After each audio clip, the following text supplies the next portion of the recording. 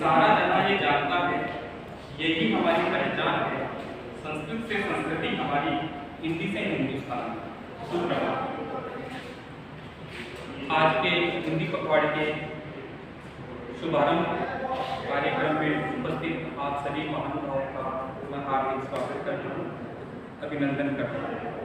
मुझे बताते हुए बड़ा हर्ष हो रहा है कि उद्घाटन सत्र की अध्यक्षता हमारे प्राचार्य श्री नरसिंह जी बिजारिया कर रहे हैं।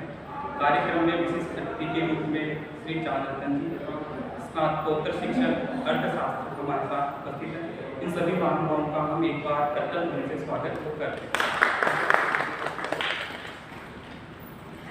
अब बारी है कार्यक्रम के शुभारंभ की।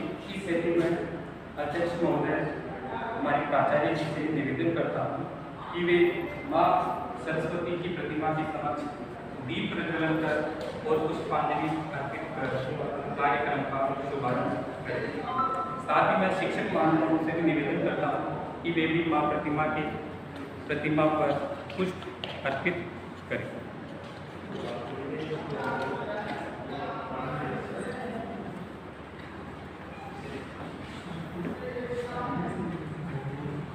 दीप ज्योति परम ज्योति, दीप ज्योति जनार्दन, दीपो हर तुम्हें पाप, दीप ज्योति नमोस्तुते।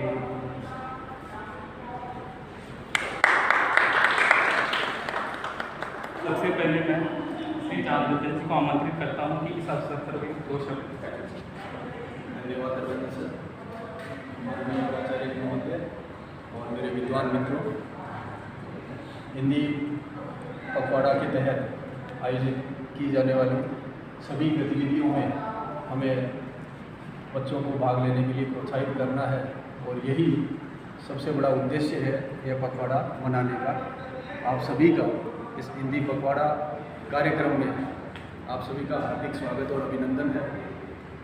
मित्रों, हिंदी भाषा के महत्व पर बहुत कुछ लिखा जाता है और बहुत कुछ बताया जाता है, बोला जाता है, पर विडंबना यह है कि यह सब अधिकांशतः यह भाषा तक सीमित रह जाता है।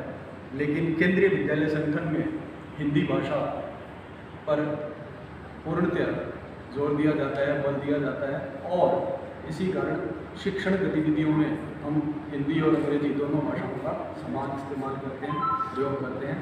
मैं हिंदी भाषा के महत्व पर ज़्यादा कुछ नहीं बोलते हुए आपको कुछ तथ्यों से अवगत कराना चाहूँगा।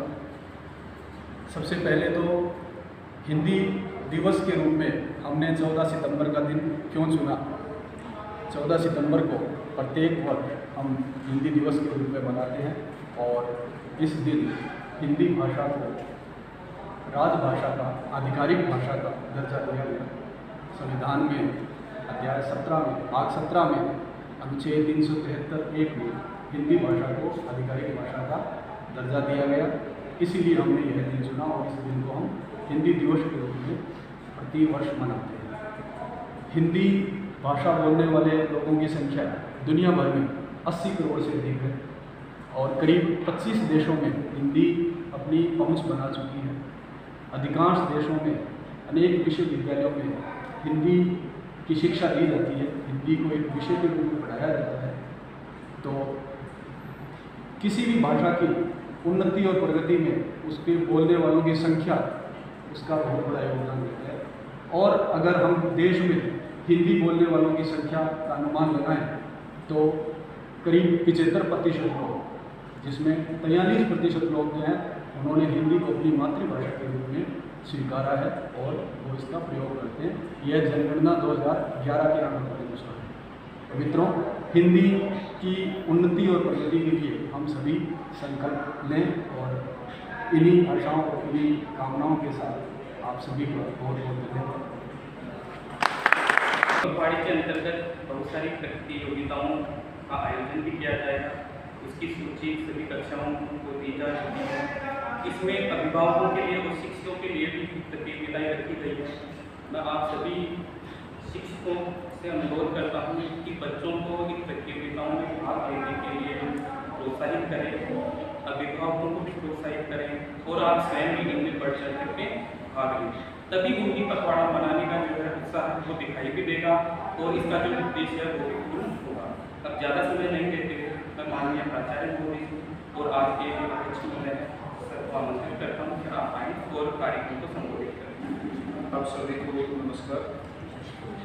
हिंदी पखवाड़े के इस उद्घाटन समारोह में इस आयोजन के दिन, इस पावन दिन में मैं आप सभी को, हमारे सभी बच्चों को, अभिभावकों को, हमारे संगठन के सभी अधिकारियों को, कर्मचारियों को, समस्त देशवासियों को केंद्रीय विद्यालय सुरक्षित छावनी की तरफ से, हम सब की तरफ से शुभकामनाएं प्रस्तुत करता हूँ।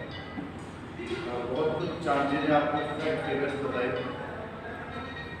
हिंदी देखा जाए तो इस राष्ट्र की मातृभाषा है, ये माँ भाषा है। बाकी जितने भी यहाँ कार्य हैं, भाषाएं हैं, उससे जुड़ी हुई हैं। तो जैसे घर में माँ से सब जुड़ा रहता है, इस भाषा से सब जुड़ा रहता है। 80 करोड़ लोग पूरी दुनिया में बोलते हैं। और इसके साथ आप ये देखिए कि किसी भी भाषा का जो महत्व होता है वो उनके लोगों के उसके प्रयोग करने पर होता है। 14 सितंबर 1949 में हमारे माननीय प्रधानमंत्री जवाहरलाल जी नेहरू ने इसको हमारी राजभाषा का दर्जा दिया था। तब से ये हमारी राजभाषा है, हम राजभाषा के रूप में इसको यूज करते हैं। और ये बड़ा सबसे अच्छी भाषा, मैं व्यक्तिगत रूप से इसको इसलिए मानता हूँ कि ये भाषा जैसी है, जैसी अंदर है वैसी बाहर है। जैसा हम सोचते हैं वैसा ही इसमें बोलते हैं, वैसा ही इसमें लिखते हैं। दुनिया में ऐसी कोई दूसरी भाषा नहीं।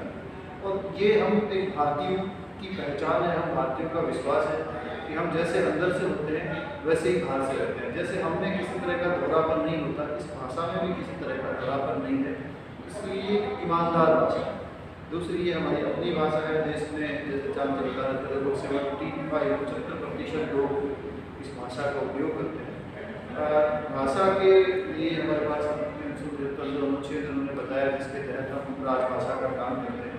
इसके अलावा भी पूरे भारत को 3 क्षेत्रों में बांटा है। वो क्षेत्र हैं कै क्षेत्र, कै क्षेत्र और कै क्षेत्र। जो हमारा क्षेत्र है ये कै क्षेत्र में आता है और इसके अंतर्गत हमें 100% जो भी पत्राचार है, जो भी लेखन है, जो भी उपयोग है वो हिंदी भाषा में करना होता है। साथ ही कोई भी भाषा की जो महत्ता है वो उसकी मिठास से होती है। अब हिंदी में आप बोलेंगे तो उनके शब्दों का प्रयोग, दूसरों को समझाने का तरीका बड़ा खूबसूरत होता है। इसलिए एक महत्वपूर्ण भाषा है। इस आयोजनकर्ताओं को, स्पेशली श्री रामेंद्र शर्मा जी और उनकी टीम को मैं बहुत शुभकामनाएँ देता हूँ। साथ ही ये हम इसको पखवाड़ा नहीं माने, ये हमारे लिए उत्सव है। हिंदी हमारे लिए उत्सव होना चाहिए, हमारे अंदर एक उल्लास होना चाहिए। हमारे जितने भी बच्चे हैं, वो जितने भी हम जो बच्चे स्कूल में आ रहे हैं उनसे एक्टिविटी कराएं, जो बच्चे ऑनलाइन हमसे जुड़े हुए हैं उनसे हम एक्टिविटी कराएं, जो अभिभावक हमसे जुड़े हुए हैं, हम किसी भी तरह की प्रतियोगिता करा रहे हैं उनको जोड़ें, उनके महत्व को बताएँ। तो इस बारे में हम इस विषय में हम बात करते रहें कि क्यों हम हिंदी दिवस मनाते हैं, क्यों हम हिंदी पखवाड़ा मनाते हैं, क्यों ये केंद्रीय विद्यालय संगठन संस्कृत है, हिंदी है, इन भाषाओं को उत्सव के रूप में मनाता है।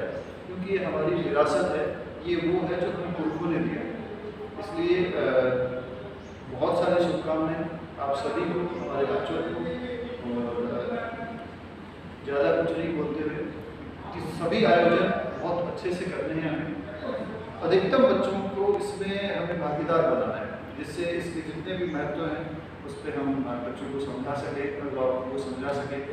ये हिंदी पखवाड़ा मनाने के पीछे या हिंदी दिवस को इतने बड़े उत्सव मनाने के पीछे केंद्रीय विद्यालय संगठन की भूमिका है और ऐसा हमारा इसके पीछे उद्देश्य है। इन्हीं बातों के साथ आप सबका बहुत बहुत धन्यवाद, बहुत बहुत आभार। बहुत धन्यवाद। आपने सही कहा है, हिंदी को इन ऊंचाइयों तक पहुंचाने में बहुत सारी विभूतियों का योगदान है और आज उनका योगदान हमारे लिए जिम्मेदारी बन गया है। निश्चित रूप से हमें इस जिम्मेदारी को उत्सव के रूप में लेना चाहिए और हमारा हर प्रयास उत्साहपूर्वक होना चाहिए और इस उत्सव को मनाने के लिए होना चाहिए। हमने बच्चों को इन प्रतियोगिताओं में हिंदी पखवाड़ा के अंतर्गत आयोजित होने वाली प्रतियोगिताओं के लिए एक लिंक भेजा हमारे पास आ चुके हैं। आप सभी शिक्षकों से अनुरोध है कि पुनः बच्चों को याद दिलाएं ताकि अधिक से अधिक प्रतिभागिता इस समारोह में उनकी हो सके। पुनः मैं आप सभी से निवेदन करता हूं कि आप सभी छात्रों के साथ, अभिभावकों के साथ और स्वयं भी इन प्रतियोगिताओं में बढ़ चढ़ करके हिस्सा लें। आप सभी ने अपना अमूल्य समय कार्यक्रम को दिया, इसके लिए मैं आप सभी के लिए आभारी हूँ। 2 पंक्तियों के साथ कार्यक्रम का समापन करेंगे, जिसमें है मैंने ख्वाब बुने, जिससे जुड़ी मेरी हर आशा है, जिससे है मुझे पहचान मिली, वो हिंदी मेरी भाषा है। आप सभी की उपस्थिति के लिए आप सभी का हार्दिक धन्यवाद।